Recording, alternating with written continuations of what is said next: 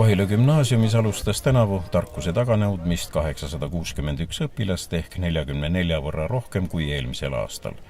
Kohilasse õppima tuli 5 last Saku vallast, 13 Juurust ja 1 Järvamaalt Koigi vallast. Esimesse klassi läks 93 last, neist 18 alustas kooliteed Hageri klassides. 10. klassis õpib 44 gümnasisti.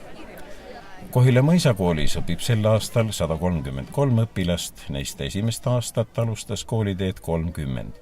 Ka mõisakooli tuli 8 last teistest valdadest, Saku vallast 2, Juurust, Kehtnast, Harkust, Rae ja Rapla vallast 1 laps.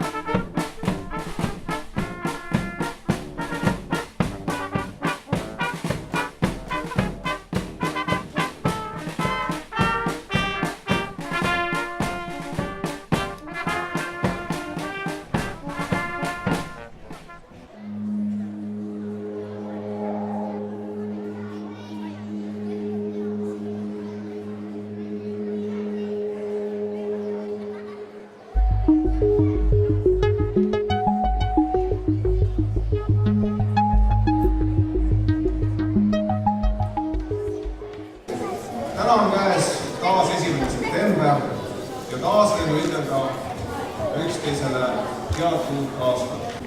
Meie ees on 93 teadmiste himulist noort last. Koolimaja tundub teile praegu tohutu suurena.